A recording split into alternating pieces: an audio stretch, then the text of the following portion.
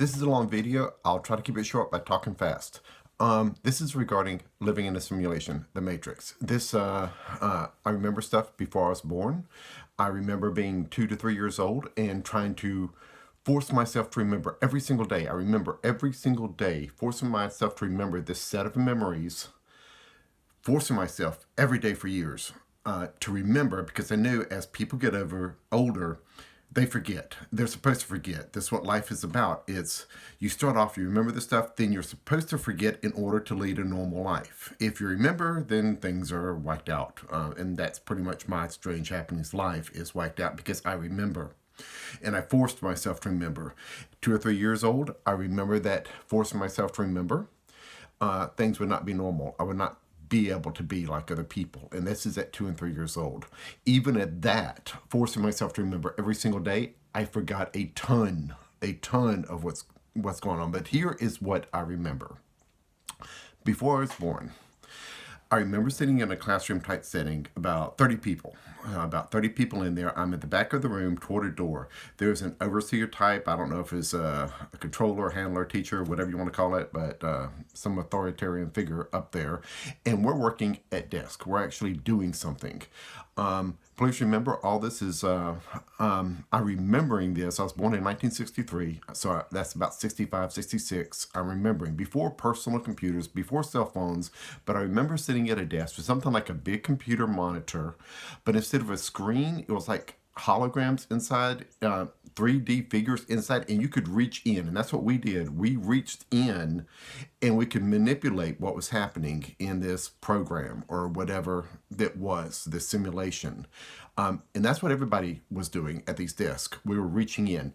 We were affecting things through intuition. It wasn't a knowledge that we were so smart that we knew what we were doing. It was an intuition thing on how to change things. And this was an effort to keep things running smoothly, trying to keep it running. You can make changes, but it had to be small changes, very small, because every change made a ripple that affected other things. You made too big of changes, too big ripples, it would cause another problem. It would hit somebody. This ripple would go out, hit somebody else's life, cause them to have another problem, ripple out, cause another problem, cascading effect. So it would be a big problem. Problem with me is I started getting self-aware or agitated. I don't know what I was doing. I started feeling different than the other people. A sense of awareness, maybe. It's what it felt like, a sense of awareness of some type. So then I am trying to do this, and my changes are getting more dramatic. I'm creating bigger ripples that are affecting other people, and it's starting to get a problem and get out of control. The person to my left is realizing I'm having issues, and so does this figure up front, older figure who's controlling everything, and starts coming toward me, and that just makes me freak out even more, and I'm making worse changes and bigger ripples and more problems. And right before that overseer person gets there, I make a huge change to a person in the screen. It's just a random person happened to be on screen what I was dealing with. So I just made a huge change. Person on my left looks at me like, what the hell are you doing, kind of thing. And then everything shuts down. And I'm told to leave the room and go somewhere else.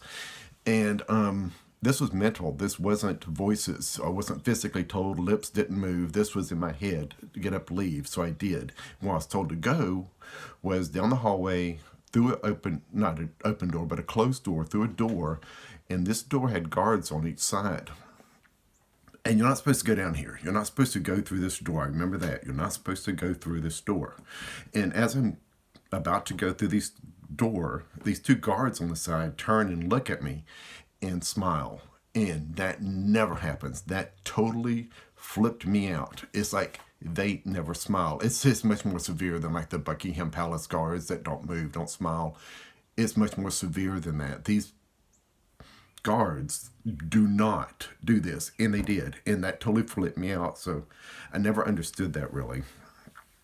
I don't know, I have theories, but you can always wonder. Anyway, I go through this door. In this door is another overseer type person. The only other thing in this room is a pedestal with what looks like, I can only describe, at least back then, as a book. An open book. It's glowing. It's got words on it. Seems like pages flip almost. But each word on the page represents a period of time. Each word would last thousands, hundreds of thousands of years, each word. As you flip the page, each word got less years and less years.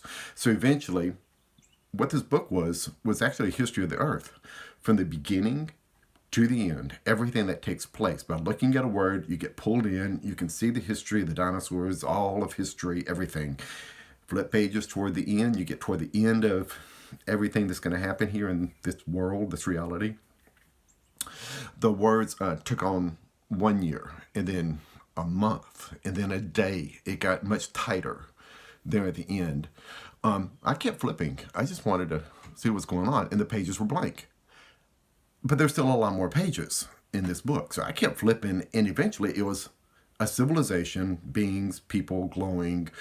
It was almost like the perfect civilization. There was no hate, no envy, no famine, nothing like that. It's like the way things were meant to be. It was perfection.